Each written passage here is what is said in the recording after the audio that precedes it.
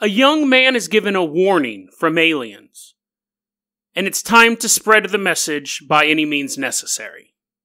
And then we take a look at an unusual set of stones that are being found throughout Europe, warning of a possible catastrophe.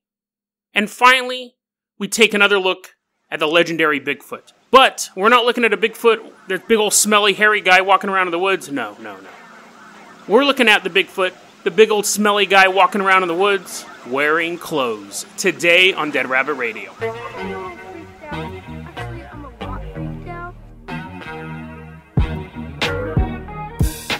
Hey everyone, welcome back to another episode of Dead Rabbit Radio. I'm your host, Jason Carpenter. I'm having a great day. I hope you guys are having a great day too. We got a lot of stuff to cover today, so we're going to jump right into it. Put on your jumping shoes and follow me down the jumping place. I think the analogy didn't really work, but anyways, there is a jumping place and we both jump into it and we land in the year 2014. And there we meet a man named David Oxenreider. Now, regardless of whatever else happens over the course of this story that's alleged, this is an ongoing criminal trial. Alleged, I have to keep saying that. Well, I won't keep saying it, but there you go. Despite what happens with this guy, you gotta give him credit for having the last name of Oxenreider. That's a pretty dope name. Definitely sounds like a Lord of the Rings character. I guess they wouldn't call him Oxes, they'd call him something cooler over there, but Oxenreider, it reminds me of like Oakenshield. It reminds me of something. You know, I've always had my own personal conspiracy theory. Women marry men. It's so funny, because the other day I was saying, only 10% of my audience is women. I was telling Lana that, and she goes, that's like statistically impossible. I was like, yeah, I know. There's towns in Alaska that have a higher percentage of women than who listen to this show. And she goes, do you say anything bad about women? And I kind of stood there and thought for a second, and I was like, no, not really. That being said, I have my own personal conspiracy theory about this. I think women choose people with good last names. And you may go, that's not like a super controversial conspiracy theory. I mean, and maybe it isn't, but I think that like a woman can meet the man of her dreams, but if his last name is Fartknocker, she's not going to marry that guy. This dude's not getting married. This guy's not getting married anytime soon, allegedly. Which is unfortunate that there won't be more Oxenreiders in the gene pool. But yeah, I wonder if women actually are like, I love you, honey, but your last name sucks.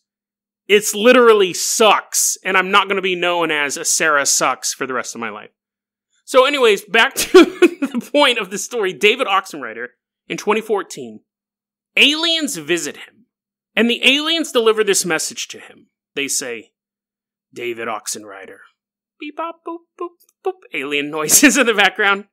David, humanity is going to kill themselves. They have to start being good people. Beep, bop, boop, boop, doo, doo, doo. And he's like, well, how am I supposed to tell people that? The aliens are like, silence! You've been chosen as a messenger. You have to figure out a way to spread our message. And David goes, well, what if I can't tell people to start being nice to each other? What if I can't tell people to stop heading down this destructive path? And the alien goes, simple, Mr. Oxenreider. We will destroy you with a, quote, nuclear laser beam, unquote. David goes, that's weird. Why did you quote, unquote, your own phrase? Alien's like, silence! Go tell people we're going to blow them up with a nuclear laser beam unless they start being good to each other. And they drop him back off. Now, the details to his actual visitation are pretty limited right now. We're not getting a lot of information of, like, where the aliens abducted him, or if he was on their ship, or if he was, like, just sitting in a Starbucks and they walked in and just sat down at a table and they had this conversation while they were waiting for their lattes. Anyways, he goes around telling people that the aliens told him that if we don't start being excellent to each other, they're going to destroy us, and people start telling him he's crazy. And he goes, allegedly, you think I'm crazy? I'll show you who's crazy. Not me. You're crazy for being evil. I'm trying to save you from the aliens. And everyone's just like, bro, calm down. He's like, you want me to calm down? I'll show you calm down. And they're like, just start leaving at that point. Riding their oxens away from him. He's like, no, that's my namesake. You want me to show you oxen riding? I'll show you. Anyways, so David, fast forward to June 23rd, 2019. 5 years later. From that first story, but only a couple weeks previous to today. We're in the town of Myerstown, Pennsylvania, which isn't where he's from. He traveled to Myerstown, Pennsylvania to do this, allegedly. And that's the last time I'm going to say allegedly. The rest of the stuff is all alleged. He's 29 years old. He goes to the Byers House Hotel, which is like a hotel and a restaurant. It was kind of complicated. I don't know why you would name a hotel a house, but anyways, Byers House Hotel in Myerstown, Pennsylvania. David Oxenreider gets a room, and he goes to the hotel. At some point, he walks up to the hotel manager. He's having a casual conversation with this hotel manager, and he says, "Hey, I really like this place. It's great. I really love the decor. There's lots of room for my ox." He points out, there's nothing out there. Hotel manager's like, "Oh, this guy's a little weird." And David keeps talking to the hotel manager, and he's like, "Oh, I didn't notice something, but there's a bomb in my room." But I shouldn't have brought that up because I built the bomb. So it wasn't there from the previous person. And then I was wondering if I could get some more of those little tiny soaps. I actually collect those from hotels. I collect those little tiny soaps. And the hotel manager's like, whoa. Did you say there was a bomb in your room? That you built a bomb? And David goes, yeah. Is that a problem? Like, I need it. I need the bomb to warn people that aliens are going to come and blow us up with a laser beam. Now, the hotel manager, there are certain people who have jobs, and their main concern is that job. Like, that's all they care about. So this hotel manager looks at him and says, "Get the bomb out of the building." Like, he's not immediately like, "Oh, okay, sir." Turns around and calls the cops. He's not immediately like running from the building. His first concern is the management of the hotel. That is why he's a hotel manager. His first thing is, please get the bomb out of the building. Not defuse it. Not turn yourself in. Get it out of my building. I imagine him like an uptight hotel manager from like The Sweet Life of Zack and Cody. So anyways, he does. David's like, oh yeah, I'll take it. Yeah, that's cool, man. I didn't see a no bomb sign outside of your hotel. I didn't smoke. The hotel manager's like, just get it out of here. And there's a bunch of twins running around on skateboards on the third floor, so be careful. They'll probably knock the bomb out of your hands. So David goes upstairs and he navigates Zack and Cody, and he gets the bomb, and he walks through the lobby. The hotel manager's watching this guy do this with his homemade bomb. He goes and he just goes outside and sets it next to a dumpster outside the hotel. And then walks back into the hotel. It's like, hey, kind of like waves to the hotel manager like, "It's cool, man, it's cool. You should get a no bomb sign out there. Sorry for the confusion." Goes upstairs. The hotel manager at this point is like, okay, I have managed that part of the problem. Now it's time to call the cops. So he calls the cops, and the cops show up, and they kind of split up. Some of them go to the dumpster. It's a real active bomb. Wasn't a dud. And they start disarming it. And the other cops go into the hotel and arrest David Oxenreider. And they ask, "Is that your bomb out there?" He's like, "Oh yeah, you're not supposed to put bombs out there? I didn't see a no bomb sign by the dumpster." I thought cops are like, "Okay, sir, turn around." And they ask him over the course of interrogation, "Why did you build the bomb?" And he goes, "Oh, I'm so glad you asked. I'm so glad you asked. Aliens are going to blow us up with a nuclear laser beam, blah, blah, blah, blah." So he's been arrested now. And he's being charged with multiple crimes, but the most serious one is construction of a weapon of mass destruction. That alone in the state of Pennsylvania is a first-degree felony, so he's facing, just on that charge, 10 to 20 years in prison for building a bomb. Because aliens... Well, technically, to be fair, the aliens didn't tell him to build a bomb. You imagine those aliens are just like, "Oh my god, we have to find another messenger. Could it be you?" As they're pointing at you. They're pointing directly at you, right at the camera. Could you be the next one the aliens are going to visit to give you a stupid plan? I think this story's interesting for a couple of reasons. One, it involves aliens and bombs. I mean, that's about as interesting as things can get. But two, imagine if aliens came down to you right now. They did point directly at you, and you're like, "Me?" They're like, "Yes." And they told you to spread this message. That you're the message giver. You're the messenger. That's the word I'm looking for. That you have to warn the world that if they don't start being nice, they're going to get destroyed. You would feel completely helpless. Unless you were a famous celebrity, unless you were Gordon Ramsay or Tom Hanks or something like that, you would feel quite helpless. Because how are you going to let 7 billion plus people know the alien's message? In an odd way, he was successful because we know of this now. So his message did get out. He might be a little self-satisfied that he got it across. But no one was hurt over the course of the story, except for him. And it was most likely a delusion. Most likely aliens didn't visit him and give him this warning. But if they did, And you had a set amount of time to tell the story. He didn't. It took him 5 years to even build the bomb. But if aliens did come to you and say, you have to change the course of humanity, how would you go about it? How would you go about it? I think it was kind of messed up for the aliens to put him in that position in the first place. But now, if he's found guilty of these charges, he's facing 10 years minimum in prison because of it. So, nice job, alien overlords. You got your messenger thrown in prison. Well, I guess it could be worse. The last time someone sent a messenger to planet, he got crucified. So, I guess the aliens are a bit better off than the last guy who tried to save humanity. But let's go ahead and move on to our next story here. Now, our next story is an interesting one. It's kind of a short one, but I find it pretty fascinating. What's happening is in Central Europe, and all these countries in Central Europe, you're seeing them in Germany, you're seeing them in Czechia. It's not Czechoslovakia. It might have been like they broke in half, because that's only half the name, but Czechia.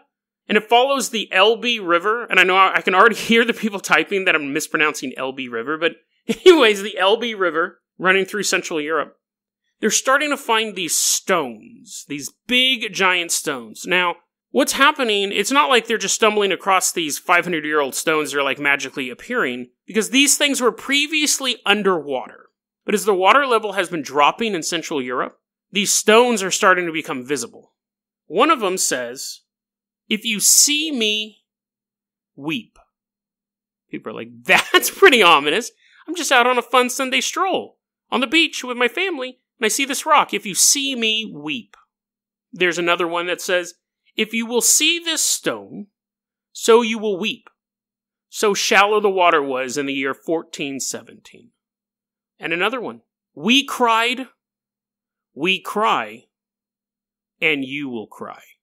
Dun, dun, dun. And what, I'm not making fun of these people suffering, but that's a little edgelord, really. Who wrote this? Like, is this the equivalent of like medieval Hot Topic emo teens? They're like, "Yes, Father, I will water the crops, but then I'm going out to the river to write my poetry on rocks. And that rhymed too." And the father's like, "Just go do something, you loser." It wasn't medieval emo teens writing these, great band name, but it was back when the river was really, really low. People were inscribing on, basically they were water markers. Because when the water was that low before, they're having problems with watering their crops and fishing and all sorts of stuff. Boats were constantly running aground. I don't know if that last part's true, but the fact is there was less water in the river that it caused hardship for all the communities along the river. So they basically did that, like, when the water was that low, they carved in this rock, and with the hope that they would eventually be covered up and society would return to normal. And it did. But as the water levels have dropped again, these rocks, they're known as Hungerstones, are beginning to become visible again throughout Central Europe. But never one to pass up a good, what's the saying? Never let a good crisis go to waste. Here's one of these Hungerstones. This was my favorite one. The "We cried, we cry, and you will cry" is pretty dope. That should be like a movie tagline. But this one I love. There's a rock, amid all these other Hungerstones spread throughout Europe, there's this one rock that says this: "Don't cry, girl. Don't fret. When it's dry, just spray your field wet." And people are like, what? Now, from me watching Porky's, watching risque stuff, Rodney Dangerfield movies, there's something oddly sexual about that one. It could just be the fact that the word "wet" is in it, and my mind is that broken. But this particular rock isn't a sexual joke. It's not like, "I get no respect, the water level's so low, can't catch fish, but my wife can still catch gonorrhea. Oh, what a horrible world." Anyways. I don't like it just because it reminds me of those jokes. I like this stone because they have an idea of who wrote this one. A dude most likely made that one who was actually ran a pump company. And he was trying to sell more water pumps. That's the theory behind that one. That one was some guy had manufactured a plumbing set or something that could pipe water in from the river to your farm. And that he made that saying, don't worry about it. Just spray it. Spray it at Uncle Lou's Crazy Spray and Pour Him. And just a picture of a hot chick with a wet t-shirt.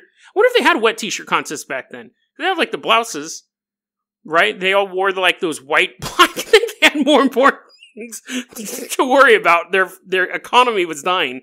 But you figure even when, that would make you even more likely you want to see a girl totally wet because you don't see water every day now. The river's lower. So you would want water, like, I guess, again, you wouldn't waste it. But you can invite all the women to your farm and throw water on them.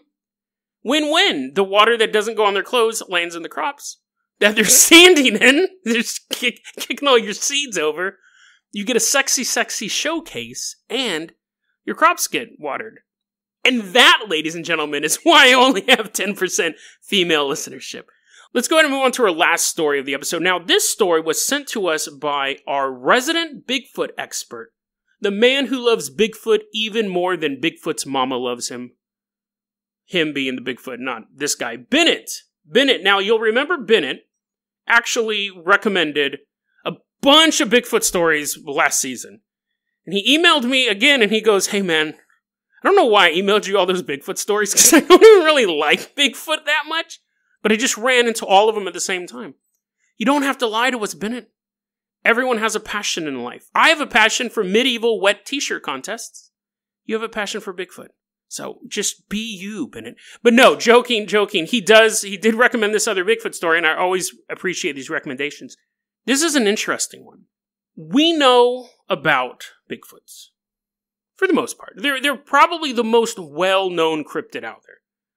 Vampires, werewolves, probably above it. So technically they're not, but they're in the top 5 biggest cryptids of all time. You'd have werewolves, vampires, Bigfoots. Aliens, I think, kind of counts as a cryptid. And then, I don't know, something else. So, we got the top 4 big cryptids out there, and Bigfoot's one of them. So we know who Bigfoot is. We don't need a huge introduction to him. But there's a particular subset of Bigfoot that has people really questioning the origins of the phenomenon. Has me questioning the origins of the phenomenon, definitely. Let's go to northwestern America, my area, where I live. But we're going way, way, way back in time. And the natives had stories of a creature up here known as the Nakani, which was, by all accounts, a Bigfoot-esque creature.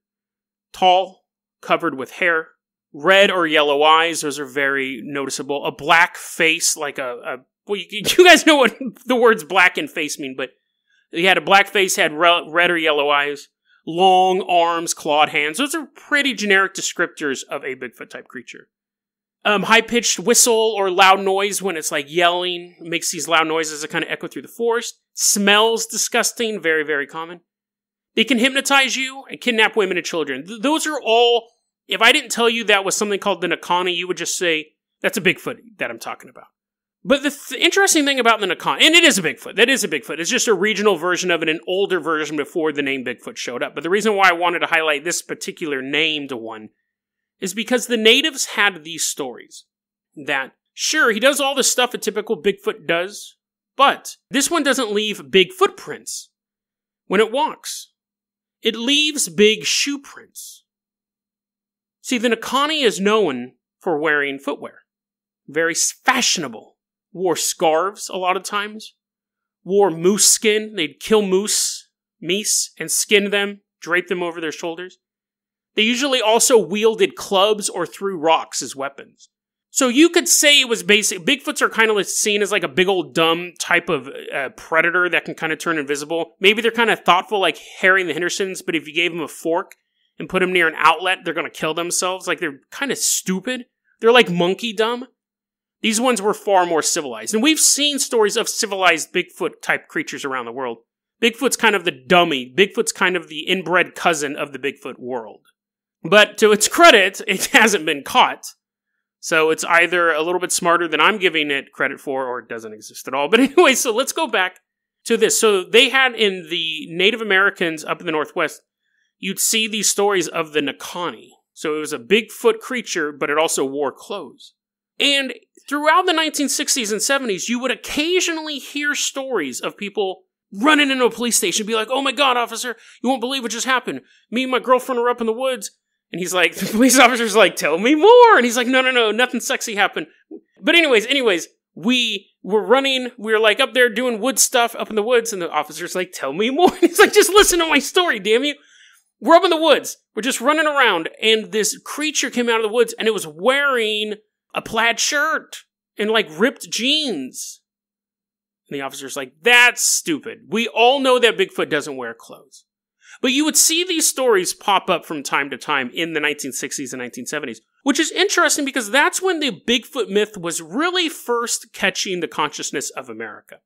And one thing I've learned from doing this show, or just researching this stuff in general, if you want the really interesting stories of cryptids and alien encounters, the farther you look back, the weirder they are. Because nowadays, people know what a Bigfoot is and how it acts for the most part. So if someone says, I walked into the woods and I didn't know, and I heard a noise behind me and I turned and I saw like this giant black shadow moving behind me, growled, growling at me, and I took a step back and heard a branch break and I smelled the worst smell ever, and then it went off in another direction. A Bigfoot researcher or people who are like into the phenomenon will be like, that was a Bigfoot. That was a Bigfoot because that confirms to everything we know about Bigfoots. But if that same person said I was sitting there, I saw this big shadow, and then it came around the corner and it was wearing a flannel shirt and pants, and it was a big hairy guy, and I looked right in his eyes and I could tell he was 8 feet tall. Most of the time people are going to go, that doesn't conform to what we know about Bigfoots. So when we look at early stories of this stuff, they tend to be more bizarre.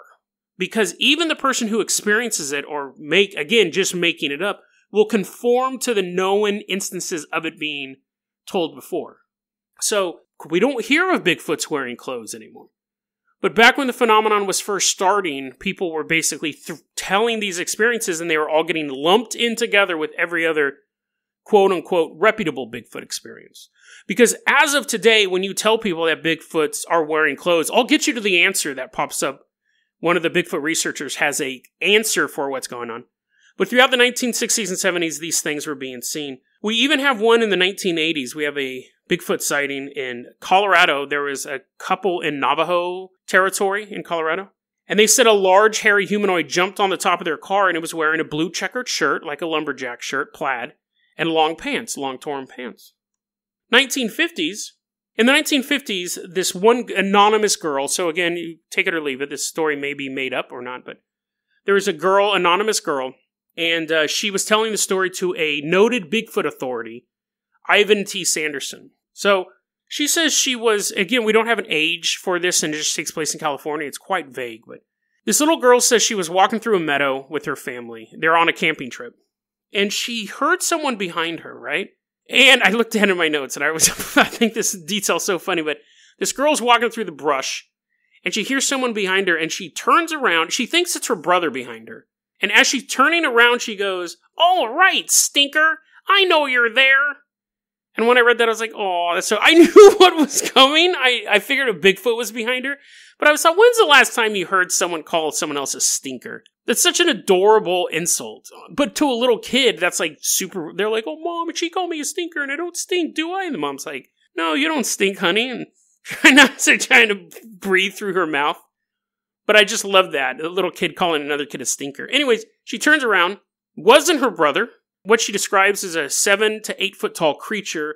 All of the hallmarks of a Bigfoot, like I described earlier, but this one was wearing clothes. The clothes were barely covering it. They were really tattered off of this thing. But it was definitely had clothes on at some point. Ripped shirt, remnants of pants, and then she runs back to the campground, and she tells everyone at the campground what she saw. And then she goes on to say that no one believed her, and they finished the camping trip, which I find hilarious.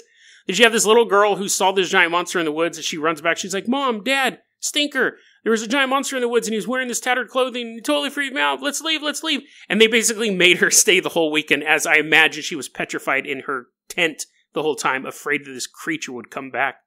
But so, there are these two Bigfoot experts, and I was reading an article about these things, and there are these two Bigfoot experts. And this was their reasoning why these stories exist. Because again, it's not typical Bigfoot stuff. So you have to figure out a reason why all the other Bigfoot stories are real, but these stories that are aberrations, you have to explain. Even though technically none of it should really be able to be explained because it's unexplained. That's why it's interesting and weird. But anyways, it doesn't conform to your Bigfoot experience, so we have to come up with a reason why it's real. So they either have to figure out a way to make it conform to existing Bigfoot stories, or dismiss him out of hand. And this is their logic behind that. This is a quote here. This is what they say, the only explanation that occurs to us is that this was a freak sighting, which technically all Bigfoot are freak sightings because they're freaks. But again, they're saying this one, they're talking specifically about the little girl in California, was a, quote, freak sighting. That the Bigfoot had found the old clothes somewhere, and having seen humans dressed in clothes, decided to copy them. The fact that the clothes barely covered him does suggest that they once had a smaller human owner. So, because it doesn't conform to your idea of how a Bigfoot should act, you have to say, well, this is the only reason why. This is the only explanation. But it's not the only explanation. It's not. There's another explanation. And I touched on this briefly on episode 181, which was, are aliens turning humans into Bigfoots? So you know where I'm going with this. If you were a human wearing lumberjack clothes, and you were shifted, you were turned into an 8-foot tall creature, guess what? You're barely going to have any clothes left on you. So what is a more rational explanation for this utter nonsensical story? That a human was transformed into a Bigfoot. And as he's getting taller, as he's getting more muscular and beastly, his clothes are starting to shred and rip and tear, and then just throughout his time in the wilderness walking around scaring kids, they're just going to rot away just like clothes do when you don't wash them. Or that an 8-foot tall monster saw a 6-foot tall dude's jacket laying in the ground and goes, me fit into this rip? Oh no, try other arm rip. Oh, so snug. Better put on these pants. This might work better. What's more like, it's Occam's razor for a ridiculous scenario. If you accept the idea that the girl's telling the truth or that any of these stories of these creatures wearing clothes are true, either someone turned into a Bigfoot with their existing clothes on, or a Bigfoot saw tiny people clothes, tried putting them on, put on enough successfully that they were recognizable on a form. It wasn't like he just had the shirt draped over his shoulder. Had his both arms in it. What's more likely? The Bigfoot phenomenon is fascinating to me because it's one of those things that people are so entrenched in. You see it a little bit with ghosts and a little bit with aliens, but generally if someone says, I believe in ghosts, but I've never seen one, I've just felt their presence, I don't know if they can actually walk down the hallway wearing clothes and stuff like that. Another ghost person, not a physical ghost, but another ghost expert will say, well, there is a thing that's called a poltergeist. Or there are people who never really see a ghost, but they feel like the emotional energy from them and stuff like that. There's a lot of wiggle room with ghosts. Same thing with aliens. You could have two people, one person say, I saw a gray alien, and the other person say, I saw a reptile alien. And they're both going to be able to discuss their experiences together. Some people seeing aliens zipping around in the sky. Some people have been abducted. Some people believe that they're here to bring peace to Earth. All those people can have conversations about them because the idea is that there's multiple alien races out there. There's very few people who say there's only one alien race and it's this kind and everything else is made up. For the most part, everyone can kind of go back and forth and say, whoa, yeah, the Greys are real, but I saw reptilian. Reptilians are more warlike and this Pleiadians are more peaceful. So the narrative is very malleable. Bigfoot stories are not. Bigfoot stories, for as ridiculous as the idea sounds, that in the year 2019, a physical beast can exist that is an actual biological entity that has never been found, none of their skeletons have been found, that's the narrative you're going with. Because you do have a hard break in the Bigfoot community. Most Bigfoot enthusiasts believe that it is a biological creature that humans have never found. And then you have a small subset of people who go, well, it's probably more of like a nature spirit or some sort of interdimensional creature. And they'll be like, nah, he just has like camouflage abilities and they're smart enough to cover up their dead, but they're not smart enough to keep leaving footprints everywhere. So the biological group of them really have a hard time explaining away why we never find their bones, but we find quote-unquote supposed evidence of them all the time. While the ones who believe that it's some sort of paranormal-esque entity or alien-type entity, they're not getting the Bigfoot shows. They're not getting the shows on TLC or Discovery Channel or whoever makes that garbage. They're not getting Those shows where they're like, oh, we're going to go wrestle us up some Bigfoot. We're going to shoot him in the brains and bring him back. We're going to do it live on television, not this season or next season. Probably not before the show's over, but we're going to do it eventually. So you don't hear that side of it. I don't know. People always ask, Bigfoot is the question I get asked the most from doing the show. They go, do you believe in Bigfoot? My answer is always the same. I kind of shrug and go, if they found him, I wouldn't be shocked, but I'm not going to go out looking for him. That's always my answer for the Bigfoot story. It's not one of those things that I dismiss out of hand, but I'm not super, into it either. But I do dismiss the fact that it being a biological entity, for the most part, out of hand. I don't think it's a creature that has, a mating cycle and a life cycle and just like a normal animal on the planet Earth. I don't believe that for a second. I believe if they are out there, there's an other supernatural component to them. And my theory is that Bigfoots, the reason why they are quite hard to find, the reason why they're relatively rare, is I believe that Bigfoots actually used to be humans that were transformed into Bigfoots. And you're like, Jason, that's super stupid. And I'm like, it is. It's just as dumb, though, as any other Bigfoot theory out there. And the fact is that we've had multiple accounts of Bigfoots wearing clothes. They're not super popular because they don't fit the normal narrative. Doesn't fit the normal narrative, you push it out of the mainstream. And in that episode 181, Are Aliens Turning Big People into Bigfoots? There was a man who was shot by an alien beam or something like that, and he started going crazy and started ripping at his clothes and running around going, turning into a monster. And he said, when I got hit with the beam, I saw visions of the end of the world, and it was driving him mad, and he was trying to run into the forest, and his friends kind of held him down. Is it possible that humans are being transformed into Bigfoots? It's as possible as there being a Bigfoot to begin with. It's really as possible. It would explain a lot of details about it. And the thing is, at the end of the day, Bigfoot isn't scary, which I think is a big minus for him as a legend, as a legend over time. Werewolves and vampires and aliens are scary because we just know they're so powerful. There's something terrifying about that. Ghosts are scary because they're unexplained and they're us when we're dead, but even if they're not, they're interfering with our lives. Bigfoots are just kind of lame in general. They're not very scary creatures. They just kind of pop up, and you smell them, and you run away. But the idea that these creatures walking through the wilderness around the world used to be humans that were shapeshift against their will by some otherworldly force, that's terrifying. It's something creepy about the fact that every time they find a Bigfoot print in the middle of the woods, or a little girl turns around and she sees a giant monster standing behind her, that's actually a human that is trapped. That's actually a formally civilized person that's slowly growing more monstrous every single day.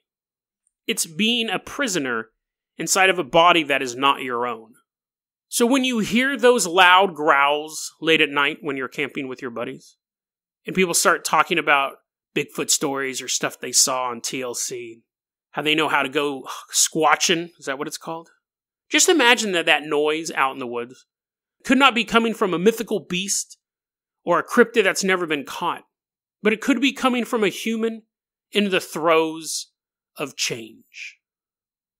As bones break and grow longer, as skin grows tight against new muscle, and fangs replace the teeth they were born with, those noises echoing through the forest at night could be from somebody who was just like you a few days earlier, with hopes and dreams, friends and family. But now they're simply a beast, destined to roam the woods forever. And the only thing that gives you a clue that they used to be human is the few scraps of rotted clothing still clinging to their fur. DeadRabbitRadio@gmail.com is going to be your email address. You can also hit us up at Facebook.com/DeadRabbitRadio. Twitter is @DeadRabbitRadio. Dead Rabbit Radio is the daily paranormal, conspiracy, and true crime podcast. You don't have to listen to it every day, but I'm glad you listened to it today. Have a great one, guys.